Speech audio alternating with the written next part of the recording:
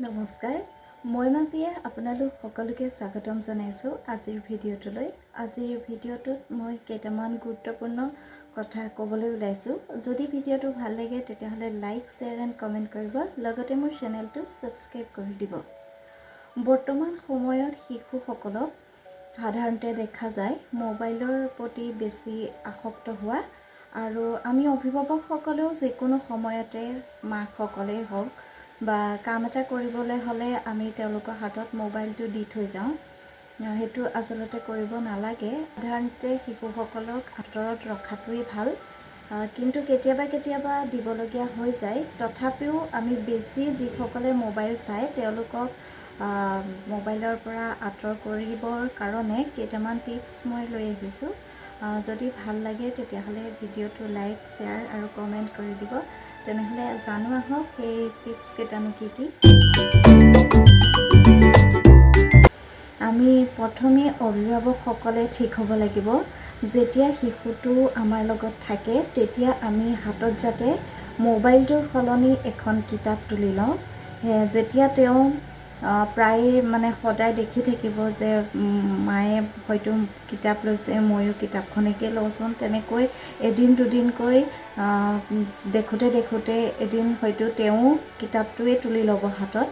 সেইবাবে প্ৰথমে অভিভাৱকসকলে নিজেই শিশুটিৰ লগত থকা সময়ত এখন কিতাপ ল'ব, আৰু তেওঁ যেতিয়া নাথাকিব লগত তেতিয়া আপোনালোকে মোবাইলটো ব্যৱহাৰ কৰিব। আৰু এনেও শিশুসকলে বেছিভাগ ডাঙৰকে অনুসৰণ কৰি সকলো কাম কৰে। সেইবাবে পোনপ্ৰথমে আমি অভিভাৱকসকলেই ঠিক হ'ব লাগিব যে শিশুটোৰ লগত থাকোঁতে আমি মোবাইলটো কমকৈ ব্যৱহাৰ কৰিব লাগিব। দ্বিতীয়তে হৈছে যেতিয়া আমি আজৰি সময় পাওঁ তেতিয়া আমি সকলোৱে মোবাইলটোৱেই হাতত লওঁ, নহয় জানো? আৰু শিশুটোকো কেতিয়াবা ভাবোঁ যে তেওঁ মোবাইল চাই থাকক, আমি অকণমান জিৰণি লওঁ, মাকসকলে হয়তো ভাবিব পাৰে, ময়ো ভাবোঁ কেতিয়াবা। তেনে কৰাতকৈ প্ৰথমতে যেতিয়া আজৰি সময় পাব আপুনি মোবাইলটো নাচাই শিশুটিৰ লগত কথা পাতিব, শিশুটিয়ে ভাল পোৱা খেল ধেমালি অলপ কৰিব, নহ'লে তেওঁৰ লগত বিভিন্ন ধৰণৰ কথা পাতি সময় কটাব পাৰে। তেনে কৰিলে চাব তেওঁলোকেও ভাল পাব, আৰু মোবাইলৰ পৰা লাহে লাহে তেওঁলোকৰ মনোযোগটো বেলেগ ফালে যাব।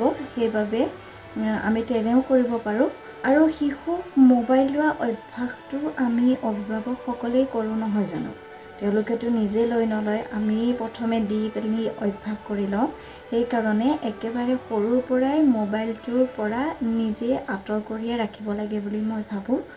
আৰু বৰ্তমান সময়ত আমি অভিভাৱকসকল সকলো সময়তে মোবাইলৰ পৰা আঁতৰত থাকিব নোৱাৰোঁ, আৰু কিছুমানে হয়তো অনলাইনত কিছুমান কাম থাকে মোবাইলৰ জৰিয়তে কৰিব পাৰে।